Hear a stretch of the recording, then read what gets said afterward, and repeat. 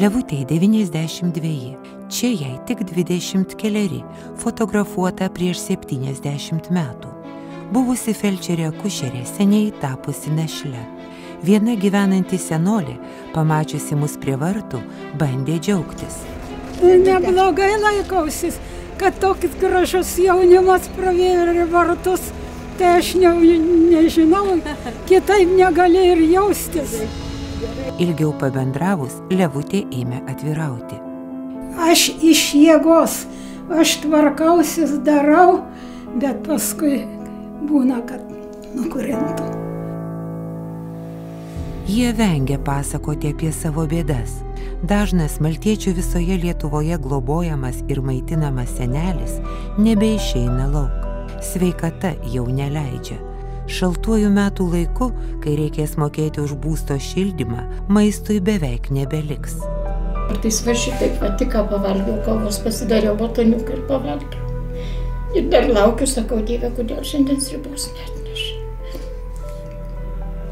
Sunku, labai sunku ir graudu. Graudu dėl vienatvės, dėl bejėgystės, į kurią stumia atėjusi negalia, skurdas. Graudu ir nuėjus į parduotuvę. Visko yra, tik nėra už ką pirkti. Laiškanešė dirbau 28 metus.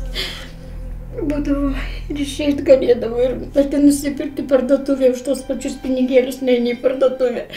Pasižiūri, kas pigiau nusipirkiau dabar. O dabar, kai jau nebegali išeiti iš namų, ir tas dienas Aldona prisimena su nostalgija. Su Kaišiadorių maltietėmis ir šįkart lankėme tik tuos, kurie gyvena žemiau skurdo rizikos ribos. Tokių žmonių pernai Lietuvoje buvo suskaičiuota daugiau kaip 560 000.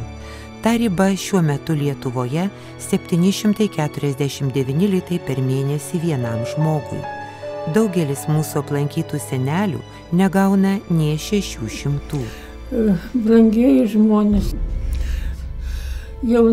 kurie jauni žmonės, darbingi žmonės, kaip nors padėkit seneliam, nes būsit visi seni.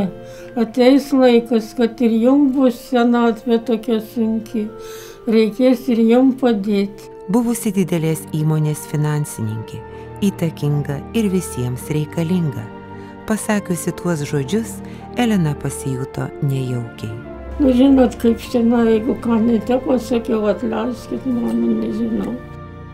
Ekrano apačioje matote eilutę su telefono numeriais. Nedvejokite, padėkite jiems išgyventi.